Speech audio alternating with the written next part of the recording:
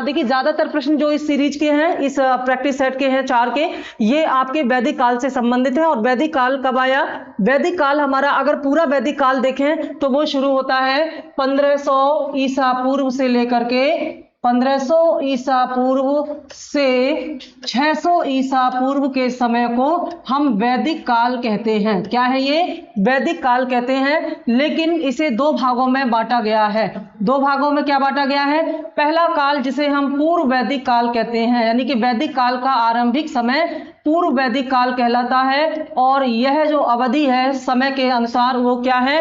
1500 ईसा पूर्व से लेकर के 1000 ईसा पूर्व। ये समय पूछ लिया जाता है, बहुत महत्वपूर्ण है। तो 1500 से लेकर के 1000 ईसा पूर्व का समय पूर्व वैदिक काल कहलाता है। और इस पूर्व वैदिक काल के बारे में हमें समस्त जानकारी ऋग्वेद से मिलती है, इसलिए इसे ऋग्वेदिक काल भी कहते हैं। क्या कहते हैं? ऋग्वेदिक काल भी कहते हैं। इसके बाद का समय जो है वो उत्तर वैदिक काल कहलाता है। उत्तर वैदिक काल के बारे में जानकारी हमें कहां से मिलती है? 4 वेद होते हैं, उनमें से जो पहला और सबसे प्राचीन वेद है ऋग्वैदिक काल, ऋग्वेद, उससे हमें वैदिक काल के आरंभिक चरण के बारे में जानकारी मिलती है। लेकिन बाकी के जो 3 वेद हैं, कौन कौन से? सामवेद, यजुर्वेद और अथर्ववेद। इसके अलावा जो उपनिषद हैं, आरण्यक हैं या अन्य ब्राह्मण ग्रंथ हैं, उन सबसे हमें उत्तर वैदिक काल की जानकारी मिलती है। तो उत्तर वैदिक काल कब से शुरू होता है? ये 1000 ईसा पूर्व से शुरू होता है और 600 ईसा पूर्व तक चलता है।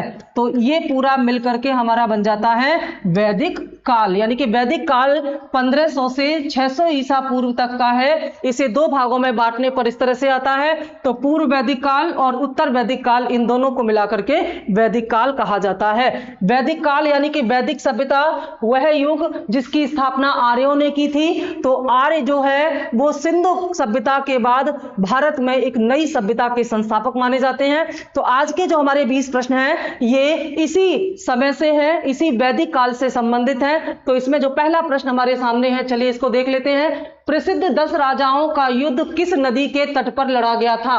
ये 10 राजाओं का युद्ध बहुत महत्वपूर्ण था और ये ऋग्वैदिक काल में लड़ा गया था।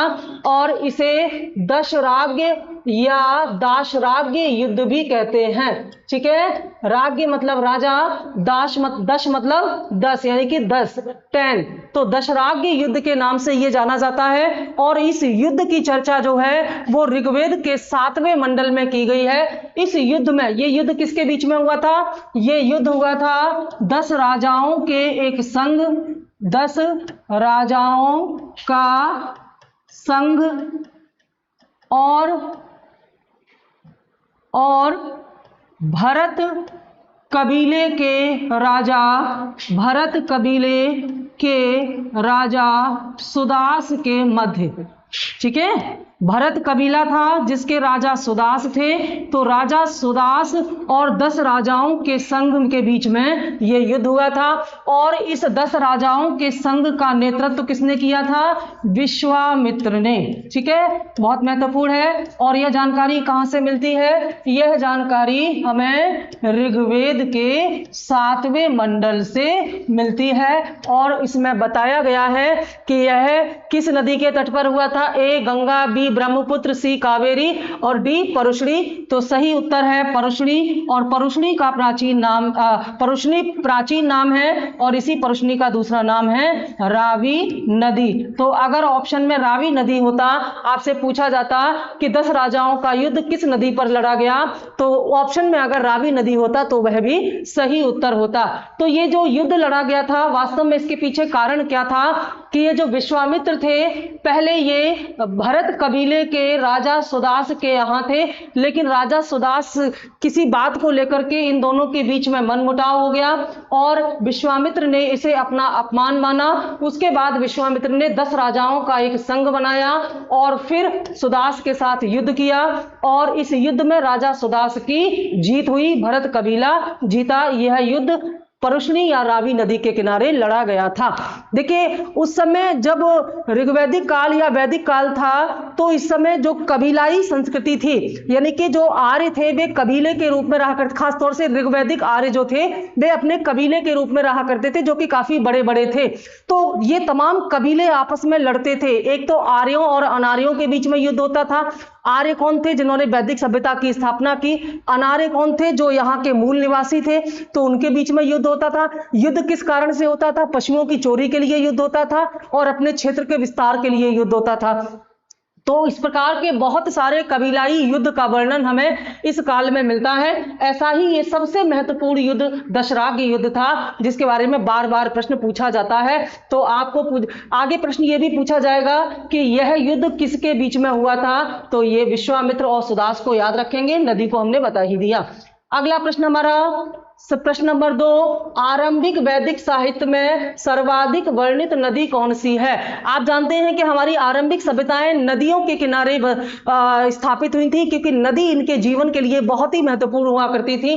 तो जो वैदिक साहित्य है इसमें नदियों के बारे में बताया गया है, नदियों के बारे में लिखा गया है। तो पूछा गया है कि आरंभिक वैदिक साहित्य क्या है? ऋग्वेद। ठीक है, आरंभिक वैदिक साहित्य ऋग्वेद है। तो पूछा गया है कि इसमें सर्वाधिक वर्णित नदी कौन सी है? जिस नदी का सबसे ज्यादा वर्णन किया गया है वो नदी सबसे महत्वपूर्ण होगी। तो ए सिंधु, बी शतुद्री, सी सरस्वती, डी गंगा। सही आंसर होगा सिंधु नदी, यानी कि आरंभिक वैदिक साहित्य में सिंधु नदी का सबसे ज्यादा वर्णन किया गया है। और यहाँ पर 2 प्रश्न बनते हैं कि ऋग्वैदिक आर्यों की सबसे महत्वपूर्ण नदी कौन सी थी? तो वो सिंधु नदी थी। और ऋग्वैदिक आर्यों की सबसे पवित्र नदी कौन सी थी? तो वो सरस्वती नदी थी, क्योंकि सरस्वती नदी को ही ऋग्वेद में नदी तमा या माते तमा कहा गया है। नदी तमा या माते तमा यानी कि पवित्र नदी या नदियों में प्रमुख। तो सबसे पवित्र नदी सरस्वती थी, जबकि सबसे महत्वपूर्ण नदी सिंधु नदी थी। महत्वपूर्ण क्यों थी? क्योंकि ऋग्वैदिक आर्य सप्त सैंधव प्रदेश में बसे हुए थे, यहीं पर इनका जीवन चलता था। और सप्त सैंधव प्रदेश सिंधु और उसकी सहायक नदियों का एक बहाव का क्षेत्र था, और ये वही क्षेत्र था जहां की मुख्य नदी सिंधु थी। इसलिए सबसे ज्यादा बार सिंधु नदी का वर्णन ऋग्वेद में किया गया है। तो इस प्रश्न का उत्तर होगा ऑप्शन ए। अगला प्रश्न, उस जनजाति का नाम बताइए जो ऋग्वैदिक आर्यों के पंचजन से संबंधित नहीं है। ये पंचजन क्या है? 5 कबीले। ठीक है, ये पंचजन 5 कबीले हैं। तो इन 5 कबीलों के नाम अलग अलग हैं। तो वही आपसे पूछा है कि इनमें से कौन सा एक है जो इन 5 कबीलों के गुट में, ये सबसे महत्वपूर्ण कबीले थे, उन्हें पंचजन कहा जाता था। तो इनमें से कौन सा एक पंचजन में शामिल नहीं है? ए यदु, बी पुरु, सी तुर्वसु और डी किक्कट। तो ये इसमें 5 में शामिल नहीं है। 3 ये हो गए। ठीक है, चौथा था अनु और पांचवा था द्रुहु। यानी कि ये जो 5 कबीले थे, 3 ये और 2 ये, इन 5 कबीलों को मिलाकर के पंचजन्य बने थे, और ये उस समय सबसे महत्वपूर्ण और ताकतवर कबीले थे। तो ये पूछा गया है, याद रखेंगे, आगे और इनसे प्रश्न बन सकते हैं। अगला प्रश्न, वैदिक काल में पड़ी किसे कहा जाता था? वैदिक काल में पड़ी शब्द किसके लिए इस्तेमाल किया गया है? ए जिनका व्यापार पर नियंत्रण था, बी पशु चरवाहे, सी ग्वाले, डी कृषक। तो इसका सही उत्तर होगा ए जिनका व्यापार पर नियंत्रण था, उन्हें पड़ी कहा करते थे। ठीक है, वैसे तो वैदिक काल में व्यापार, खासतौर से पूर्व वैदिक काल में व्यापार नाम मात्र का ही था, क्योंकि ये पूरी तरह से पशुचारण पर आधारित कबीलाई संस्कृति थी। लेकिन ऋग्वैदिक काल धीरे धीरे समाप्त होते होते कृषि का विकास होने लगा। तो उत्तर वैदिक काल आते आते व्यापार और वाणिज्य की शुरुआत हो गई। तो जो व्यापार की छोटी छोटी श्रेणियां या संघ हुआ करते थे, जिसमें व्यापारियों को संगठित करने के लिए उसको संगठित रूप से काम किया जाता था, तो उसका जो हेड होता था इन व्यापारिक संघों का, उन्हें पड़ी कहा जाता था। और यह पड़ी उसी पूरे संघ का व्यापार जो था उसकी निगरानी और प्रबंधन करता था। अगला प्रश्न, प्राचीन भारत में निशाका के रूप में क्या जाना जाता था? या प्राचीन भारत में निशाका का किससे यहां पर मतलब है, क्या है इनमें से निशाका? ए स्वर्ण आभूषण, बी गाय, सी तांबे के सिक्के, डी चांदी के सिक्के। सही उत्तर होगा ए स्वर्ण आभूषण।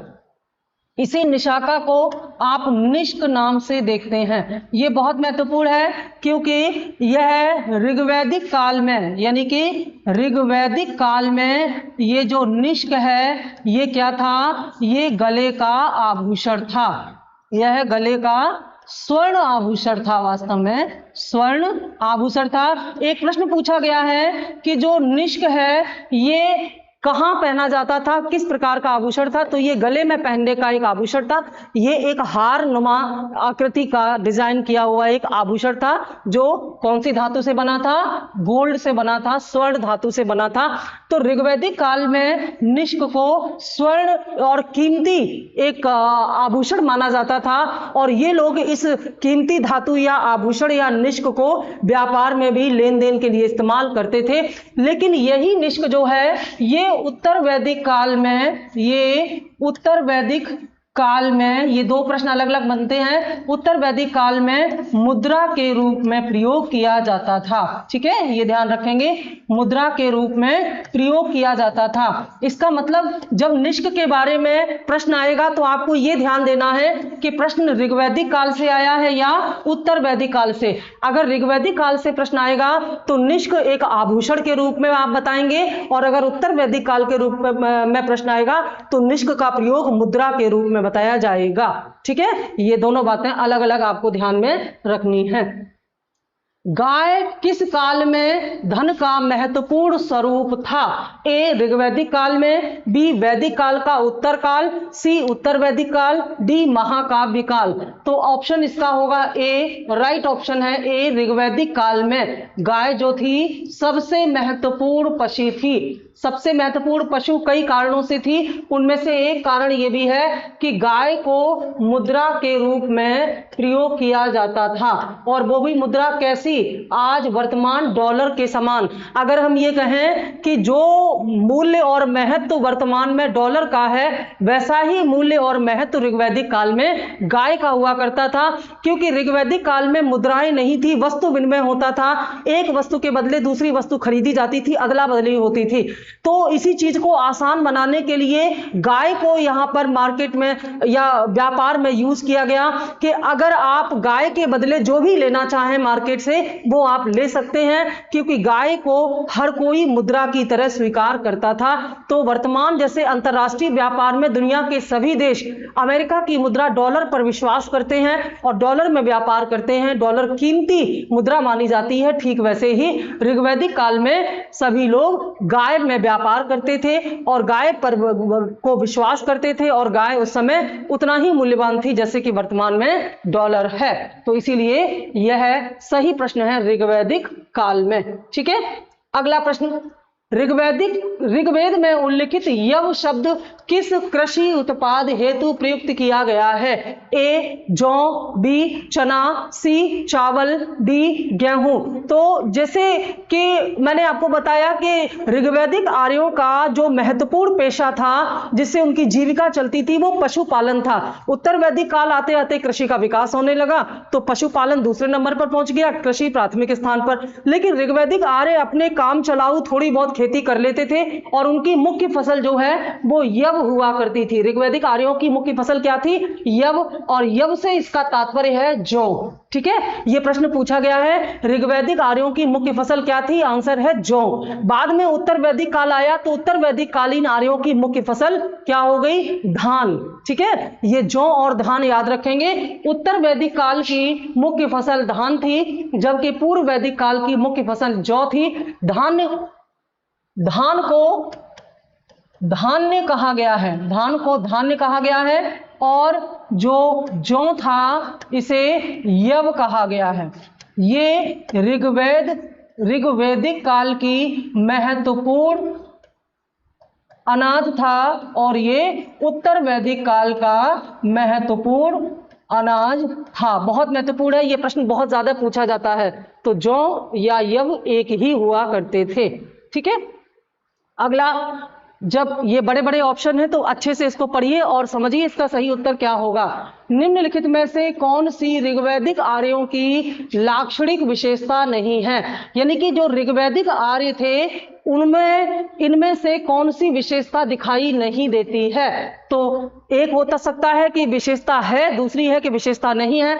आपको बताना है इनमें से 3 ऐसे हैं जो ऋग्वैदिक आर्यों की विशेषता है, लेकिन एक कथन एक पॉइंट ऐसा है जो ऋग्वैदिक आर्यों की विशेषता नहीं है। पहला है ए, वे अश्वों, रथों और कांस्य के उपयोग से परिचित थे। बी, वे लोहे के उपयोग से परिचित थे। सी, वे गाय से परिचित थे जो कि संपत्ति का सर्वाधिक महत्वपूर्ण रूप थी। डी, वे ताम्र और आधुनिक हल फाल के उपयोग से परिचित थे। तो इसका सही उत्तर होगा कि इनमें से कौन सी एक बात है जो ऋग्वैदिक आर्यों से मैच नहीं करती, वो है ऑप्शन बी, वे लोहे के उपयोग से परिचित थे। यह बात गलत है क्योंकि ऋग्वैदिक आर्यों को लोहे का ज्ञान नहीं था। लोहे का ज्ञान उत्तर वैदिक काल में आर्यों को हुआ है। बाकी तीनों कथन सही हैं। इन्हें घोड़े का भी ज्ञान था, ये रथों से भी परिचित थे और ये कांसे का भी उपयोग करना जानते थे। वे गाय से परिचित भी थे और गाय संपत्ति का महत्वपूर्ण एक माध्यम माना जाता था। इन्हें तांबे और हल और फाल का इस्तेमाल करना आता था। ये सारी बातें अपनी जगह सही है, लेकिन इन्हें लोहे का ज्ञान नहीं था, ना ही ये लोहे का उपयोग करते थे। ऋग्वैदिक धर्म का स्वरूप क्या था? पूछा गया है कि जो ऋग्वैदिक काल था उस ऋग्वैदिक काल में धर्म का स्वरूप क्या था। देखिए, जो वैदिक काल था यहाँ जो धर्म था वो मुख्य रूप से जो स्वरूप था उसमें प्रकृति को बहुत महत्व दिया था। इन्होंने ये प्रकृति प्रेमी थे और प्रकृति की अलग अलग रूप में पूजा किया करते थे, उनको धार्मिक आस्थाओं में मानते थे। तो इसीलिए इनके पास जो देवता थे उसे इन्होंने अलग अलग भागों में बांट लिया। तो ऋग्वैदिक देवता 3 भागों में बांटे गए थे। एक तो अंतरिक्ष के देवता थे, ठीक है, पहले थे अंतरिक्ष के देवता। अंतरिक्ष के देवता में मुख्यतया सूर्य आते थे, ठीक है, आदित्य इसी में आते थे। दूसरे थे आकाश के देवता, ये इन्होंने वर्ग बना रखे थे, ठीक है, आकाश के देवता।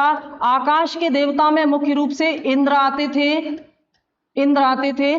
और तीसरे थे पृथ्वी देवता। पृथ्वी देवता में कौन आता था इनका? इसमें आते थे अग्नि।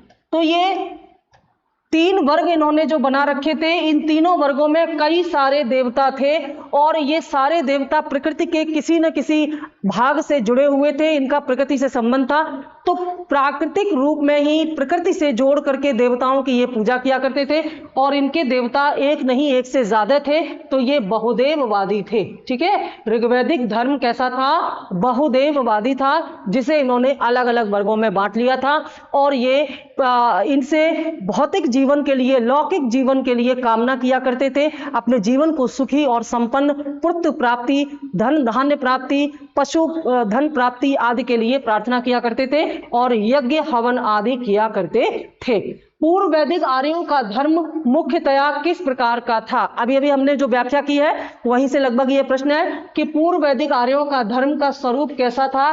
तो ए भक्ति, बी मूर्ति पूजा और यज्ञ, सी प्रकृति पूजा और यज्ञ, डी प्रकृति पूजा और भक्ति। देखिए, भक्ति का कहीं नामो निशान नहीं था, यहाँ पर कर्म कांड था। आप 3 प्रकार से ईश्वर की आराधना कर सकते हैं, कर्म कांड के द्वारा, भक्ति द्वारा और तप के द्वारा। तो यहाँ पर इन्होंने जो यज्ञ है या कर्म कांड है उसको चुना देवताओं तक पहुंचने के लिए। तो और साथ ही साथ इनका जो धर्म था उसमें प्रकृति का बहुत महत्वपूर्ण स्थान था। तो हमारा ऑप्शन सी सही होगा, प्रकृति पूजा और यज्ञ। और इनके यज्ञ बहुत ज्यादा कर्मकांडी होते थे, बहुत ज्यादा जटिल होते थे। भक्ति के बारे में उपनिषदों ने बताया है, ठीक है ना। उपनिषद ही वो पहले ग्रंथ हैं जिन्होंने ये जो यज्ञ हैं उनके विरुद्ध आवाज उठाई, क्योंकि यज्ञ बहुत जटिल हो गए थे, बहुत खर्चीले हो गए थे और आम आदमी के लिए इन्हें करना पॉसिबल नहीं था। इसीलिए उपनिषदों ने यज्ञ के विरुद्ध आवाज उठाई और इन्होंने भक्ति का मार्ग दिखाया। इन्होंने कहा कि भक्ति के द्वारा ही आप देवताओं की प्राप्ति कर सकते हैं। तो यहाँ पर आप देखिए कि जो उपनिषद है, उपनिषद भक्ति के द्वारा देवताओं को प्राप्ति करने की या ईश्वर को प्राप्त करने की बात करते हैं। इसके अलावा जो आरण्यक है, आरण्यक क्या है? आरण्यक भी वैदिक ग्रंथों का, वैदिक ब्राह्मण ग्रंथों का ही पार्ट है। तो आरण्यक तप के द्वारा ईश्वर प्राप्ति की बात करता है, यह तप के द्वारा ईश्वर प्राप्ति की बात करता है। जबकि जो वैदिक आर्य थे उन्होंने यज्ञ के द्वारा या कर्मकांड के द्वारा देवताओं को प्रसन्न करने की जो धार्मिक रीति थी उसको अपनाया। तो पूर्व वैदिक आर्यों का धर्म कैसा था? ये प्रकृति पूजक थे और यज्ञ पर बहुत ज्यादा बल दिया जाता था। यज्ञ बहुत ही विशाल पैमाने पर किए जाते थे और इसमें बहुत खर्च आता था। पुरोहित जो थे उनको बहुत बड़े बड़े दान दिए जाते थे। इसलिए और इसीलिए जो तमाम वैदिक ग्रंथ जो लिखे गए, खासतौर से जो वेद लिखे गए हैं, उसमें इन यज्ञ से संबंधित बड़े बड़े मंत्रों की बात भी कही गई। अलग अलग देवताओं के लिए अलग अलग मंत्र लिखे गए थे। भारतीय संस्कृति के अंतर्गत ऋत का अर्थ क्या है? बहुत पूछा जाता है ये प्रश्न। ए प्राकृतिक नियम, बी कृत्रिम नियम, सी मानवीय नियम और डी सामाजिक नियम। तो सही उत्तर है ए प्राकृतिक नियम। ठीक है। और यहाँ पर जो वरुण देवता थे इन वरुण देवता को ऋतस्य गोपा भी कहा गया है। इसको नोट कर लीजिए, बहुत पूछा जाता है। ऋतस्य गोपा इनको कहा गया है। और यहाँ पर ऋत का मतलब क्या है? ऋत का मतलब था कि जो एक तरह से प्राकृतिक नियम है या नैतिकता के जो नियम है उनसे इनका संबंधित था। ठीक है, नैतिकता के नियम, यानी कि नैतिक रूप से कुछ नियम डिसाइड किए गए हैं, उनका पालन करना बहुत जरूरी है। तो नैतिकता के नियम का संबंध जो है वो वरुण से था। वरुण इनका नियामक था, इनकी देखभाल करता था इन नियमों की, इसीलिए इनको ऋतस्य गोपा कहा गया है। और ऋत का संबंध प्राकृतिक या नैतिक नियम से था। अगर प्राकृतिक की जगह नैतिक नियम होता तो वो भी उत्तर सही होता। अगला प्रश्न, वैदिक देवता इंद्र के विषय में निम्न कथनों पर विचार कीजिए और नीचे दिए गए कूट का सही उत्तर चुनिए। यानी कि जो वैदिक देवता इंद्र हैं उनके बारे में यहाँ कुछ कहा गया है, आपको बताना है कि कौन कौन से इसमें सही हैं। पहला, झंझावात के देवता थे। दूसरा, पापियों को दंड देते थे। तीसरा, नैतिक व्यवस्था के संरक्षक थे। और चौथा, वर्षा के देवता थे।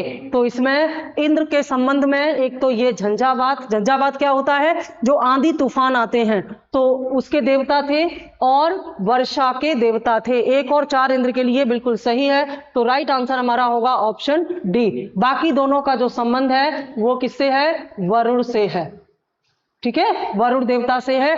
तो ऋग्वैदिक आर्यों के जो मुख्य 3 देवता थे उनमें प्रथम स्थान पर कौन आते हैं? इंद्र प्रथम सबसे महत्वपूर्ण देवता थे। दूसरे स्थान पर वरुण आते हैं और तीसरे स्थान पर अग्नि आते हैं। ये 3 महत्वपूर्ण देवता थे ऋग्वैदिक आर्यों के, जिनमें वरुण का काम था ये दोनों, और इंद्र का संबंध पहले और चौथे से है। अगला प्रश्न, किस काल में अछूत की अवधारणा स्पष्ट रूप से उद्यत हुई या सामने आई? यानी कि अछूत की कल्पना सबसे पहले किस युग में आई, ये आपसे पूछा गया है। ए ऋग्वैदिक काल में, बी उत्तर वैदिक काल में, सी उत्तर गुप्त काल में, डी धर्मशास्त्र के समय में। तो ध्यान रखिएगा, अछूत का मतलब क्या होता है यहाँ पर? अछूत का मतलब हमारे जो वर्ण व्यवस्था है उसके अंतिम जो वर्ण है, जो शूद्र समुदाय है, उससे यहाँ पर इसको जोड़ा गया है। तो शूद्रों का जो एक तरह से उदय है या अछूत की जो कल्पना है वो सबसे पहले उत्तर वैदिक काल में आई, ऑप्शन डी में। ऋग्वैदिक कालीन जो वर्ण व्यवस्था थी, हालांकि वर्ण व्यवस्था ऋग्वैदिक काल में भी आ गई थी, और ऋग्वैदिक काल में ये बताया गया है कि समाज को अलग अलग वर्णों में बांटा गया है, लेकिन ऋग्वैदिक वर्ण व्यवस्था कर्म आधारित थी। यह कर्म आधारित थी, इसलिए इसमें अछूत की भावना नहीं थी। लेकिन धीरे धीरे उत्तर वैदिक काल आते आते इसमें चौथा वर्ण जो है वो भी जुड़ गया, जिसे हम शूद्र के नाम से जानते हैं। और सबसे पहले पुरुष सूक्त में 4 वर्णों की व्याख्या की गई है। पुरुष सूक्त क्या है? यह ऋग्वेद के 10वें मंडल में स्थित है। ऋग्वेद के 10वें मंडल में स्थित है। और इस पुरुष सूक्त में ब्रह्म पुरुष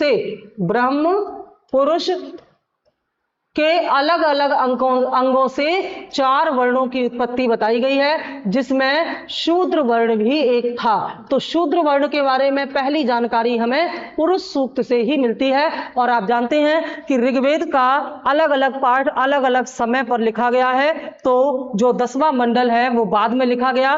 तो इसका मतलब है कि पुरुष सूक्त में लिखा गया ये जो ब्रह्म पुरुष या शूद्रों का जो वर्णन है या वर्ण व्यवस्था में जो 4 पाठ किए गए हैं वह उत्तर वैदिक काल से संबंधित है। और उत्तर वैदिक कालीन वर्ण व्यवस्था जन्म आधारित हो गई थी। ठीक है, यह जन्म आधारित हो गई थी और इसमें छुआछूत की भावना आ गई थी। तो हम कह सकते हैं कि उत्तर वैदिक काल में अछूत की अवधारणा स्पष्ट रूप से सामने आ चुकी थी। ठीक है, अगला प्रश्न, भारत के किस स्थल की खुदाई से लौह धातु के प्राचीनतम साक्ष्य मिलते हैं? ठीक है, यानी कि भारत में लोहे के प्राचीनतम साक्ष्य सबसे पहले कहां से मिले हैं? ए तक्षशिला, बी अतरंजी खेड़ा, सी कौशाम्बी और डी हस्तिनापुर। सही उत्तर है बी अतरंजी खेड़ा। अतरंजी खेड़ा जो है जिला एटा में स्थित है और यहाँ से लोहे की जो भट्टियां हैं उनके साक्ष्य मिले हैं। ऐसा लगता है कि यहाँ लोहे की भट्टी थी, लोहे को गलाया जाता था, उससे तमाम उपकरण बनाए जाते थे। इस प्रकार के जो साक्ष्य हैं वो सबसे पहले अतरंजी खेड़ा से प्राप्त हुए हैं। तो सही उत्तर है कि लोहे के सबसे पहले साक्ष्य भारत में अतरंजी खेड़ा उत्तर प्रदेश एटा से प्राप्त होते हैं। अगला प्रश्न, महाभारत मूलतः किस रूप में जाना जाता था? महाभारत के कई नाम हैं, उन्हीं में से पूछा गया है। ए बृहत कथा, बी ब्राह्मण, सी बृहत संहिता, डी जय संहिता। सही उत्तर है ऑप्शन डी जय संहिता। देखिए, जब महाभारत में 8,800 श्लोक थे, जब महाभारत में 8,800 श्लोक लिखे गए थे उस समय इसको जय संहिता कहा जाता था। ठीक है, जब श्लोकों की संख्या 8,800 थी तब इसको जय संहिता कहा जाता था। श्लोकों की संख्या बढ़कर के 24,000 हो गई, उस समय इसे भारत कहा गया। क्या कहा गया? भारत कहा गया। और जब इसके महाभारत के श्लोकों की संख्या 1 लाख तक पहुंच गई तब इस ग्रंथ को महाभारत कहा गया। यह इसके कुछ महत्वपूर्ण नाम हैं। तो जिसे आप महाभारत कहते हैं उसी को आरंभ में जय संहिता कहा जाता था। आगे, पुराणों की कुल संख्या कितनी है? ए 12, बी 16, सी 18, डी 20। तो सही उत्तर है सी 18। कुल पुराण कितने थे? 18। तो 18 पुराणों में क्या लिखा हुआ है? पुराणों की जो रचना है वो एक्चुअली उत्तर वैदिक काल के बाद से लेकर के आगे गुप्त काल तक मानी जाती है। और गुप्त काल में पुराण अपने पूरी तरह से स्वरूप में आए और इन पुराणों में प्राचीन समय से लेकर के गुप्तकालीन समय तक की पूरी जानकारी मिलती है। बहुत सारे पुराणों में हमें गुप्तकालीन वंशावली मिलती है और सबसे पुराना जो पुराण है वो है मत्स्य पुराण। कौन सा है? मत्स्य पुराण सबसे प्राचीन पुराण है। तो पुराणों की कुल संख्या कितनी है? 18। ठीक है। उपनिषद पुस्तकें किससे संबंधित हैं? उपनिषद पुस्तकों का संबंध किससे है पूछा गया है। ए धर्म से, बी योग से, सी विधि से और डी दर्शन से। सही उत्तर है दर्शन से। समझिए, यहाँ पर उपनिषद जो है ये ब्राह्मण जो ग्रंथ है, जो वैदिक साहित्य है उसके सबसे अंतिम भाग माने जाते हैं उपनिषद। और उपनिषद का शाब्दिक अर्थ होता है गुरु के समीप बैठना या गुरु के समीप बैठ करके ज्ञान इकट्ठा करना, ज्ञान प्राप्त करना। तो गुरु के समीप बैठ करके जो ज्ञान इकट्ठा किया गया, जो ज्ञान प्राप्त किया गया, उसी को उपनिषद कहा गया। और उपनिषदों का जो मुख्य विषय है, जिस विषय पर उपनिषद लिखे गए हैं, वे है दर्शन। और इन दर्शन में भक्ति को महत्वपूर्ण बताया गया है। उपनिषद ही वो प्राचीन ग्रंथ हैं जिन्होंने यज्ञों की जटिलता का विरोध किया और बहुत ही सामान्य तरीके भक्ति के द्वारा ईश्वर को प्राप्त करने का तरीका इन्होंने बताया।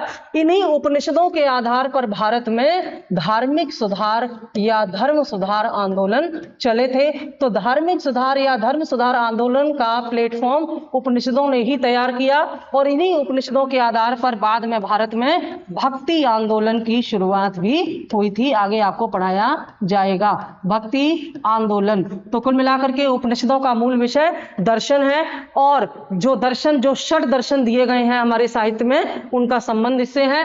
ध्यान रहे कि उपनिषदों से पहले आरण्यक वो ग्रंथ थे। आरण्यक क्या है? आरण्यक का मतलब होता है कि जो वन या जंगल में रहते हैं जो लोग, जिन्होंने संन्यास धारण कर लिया या वानप्रस्थ ले लिया है, उन लोगों का जीवन कैसा होना चाहिए, ये सारी बातें आरण्यक में लिखी गई हैं। आरण्यक ग्रंथों का मुख्य विषय है तप। ठीक है, इनका मुख्य विषय है तप। लेकिन आरण्यकों में पहली बार भक्ति, पहली बार दर्शन के बारे में कुछ कहा गया था। अगर आपसे पूछा जाए कि भारत के प्राचीन साहित्य में दर्शन के बारे में सबसे पहले किन ग्रंथों में चर्चा की गई है, तो उत्तर होगा आरण्यक। और प्रश्न पूछा जाए कि भारतीय प्राचीन साहित्य में से कौन से साहित्य हैं जिनका मुख्य विषय दर्शन है या दर्शन पर लिखे गए महत्वपूर्ण साहित्य कौन सा है, तो उत्तर आपका क्या हो जाएगा? उपनिषद। तो यहां पर पूछा गया है कि उपनिषद किससे संबंधित है, इसका मतलब उपनिषदों का मुख्य विषय क्या है? दर्शन। ये बहुत ज्यादा महत्वपूर्ण है और कॉन्सेप्ट भी है इसमें। सत्यमेव जयते का संबंध किससे है? कौन से उपनिषद में सत्यमेव जयते शब्द लिखा हुआ है? सत्यमेव जयते का मतलब क्या है? सत्य की विजय होती है। और यह कथन हमारे राष्ट्रीय चिन्ह अशोक स्तंभ में भी लिखा हुआ है। ए मुंडकोपनिषद, बी कठोपनिषद, सी छांदोग्य उपनिषद, डी इनमें से कोई नहीं। तो सही उत्तर है ए मुंडकोपनिषद में सत्यमेव जयते कथन लिखा गया है। और क्योंकि ये हमारे राष्ट्रीय चिन्ह का एक भाग है, इसलिए इसे आपको याद रखना चाहिए। अगला प्रश्न, नचिकेता और यम के बीच सुप्रसिद्ध संवाद उल्लिखित है। तो नचिकेता और यम का जो संवाद है, ये option A Chandogya Upanishad, option B Mundakopanishad, option C Kathopanishad, option D Kenopanishad. तो सही उत्तर होगा बी सी कठोपनिषद में इसका वर्णन किया गया है। कठोपनिषद यानी कि एक ऋषि थे कठ ऋषि द्वारा लिखा गया उपनिषद कठोपनिषद कहलाया। और इस उपनिषद का मुख्य टॉपिक क्या है? मुख्य टॉपिक है वह जिस पर नचिकेता और यम ने बात की थी। नचिकेता और यम के बीच होने वाले संवाद को कठोपनिषद में लिखा गया है। और यह संवाद किस टॉपिक पर हुआ था?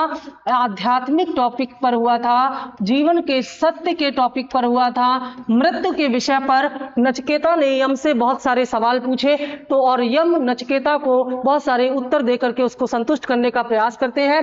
ये सारी बातें, संवाद जो है कठोपनिषद में वर्णित है।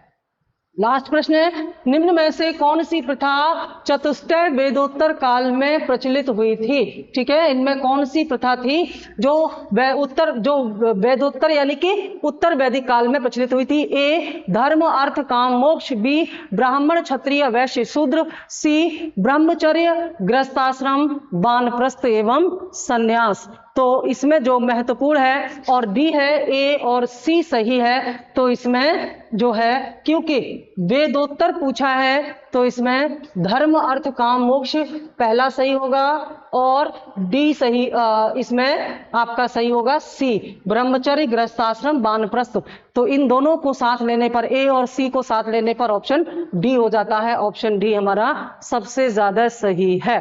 ठीक है, तो कुल मिलाकर के इसमें हम कह सकते हैं कि उत्तर वैदिक काल में धर्म अर्थ और काम मोक्ष का बैलेंस बनाया गया था। एक मानव जीवन को संतुलित करने के लिए धर्म धार्मिक क्रियाओं से संबंध, अर्थ जो है ये आपके जीवन यापन से संबंधित था, काम जो है गृहस्थ आश्रम से संबंधित था और मोक्ष जीवन का अंतिम लक्ष्य था। तो जीवन को प्रबंधित करने के लिए 4 लक्ष्य निर्धारित किए गए और इन्हीं के अनुसार जीवन को 4 भागों में बांटा गया। यह माना गया कि जीवन 100 वर्ष का होगा तो प्रथम 25 वर्ष ब्रह्मचर्य जीवन होना चाहिए, अगले 25 वर्ष गृहस्थ आश्रम होना चाहिए, फिर अगले 25 वर्ष वानप्रस्थ आश्रम और लास्ट में 25 वर्ष संन्यास आश्रम होना चाहिए। और इन चारों आश्रमों का पहला उल्लेख जो है वो जाबालो उपनिषद में लिखा गया था। बहुत महत्वपूर्ण है, जाबालो उपनिषद जो है ये पहला ऐसा उपनिषद है जिसमें चारों आश्रम का वर्णन एक साथ मिलता है।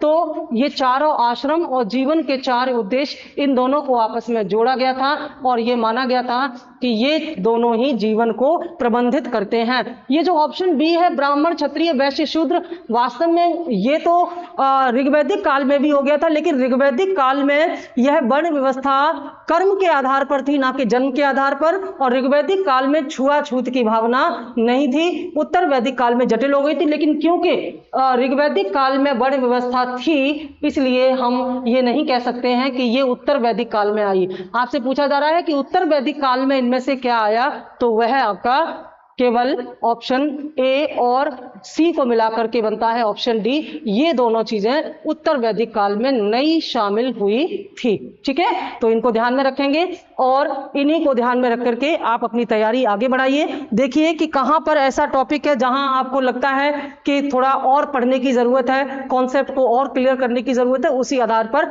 अपनी सारी गलतियों को सुधार करके तब फाइनल एग्जाम देने जाइए। और अभी काफी अच्छा समय पड़ा हुआ है, बिल्कुल परफेक्ट टाइम पर हमने ये प्रैक्टिस शुरू की है ताकि आप ज्यादा से ज्यादा जो भी गलतियां करनी हो यही कीजिए, फाइनल एग्जाम में कोई गलती नहीं करेंगे। Thank you.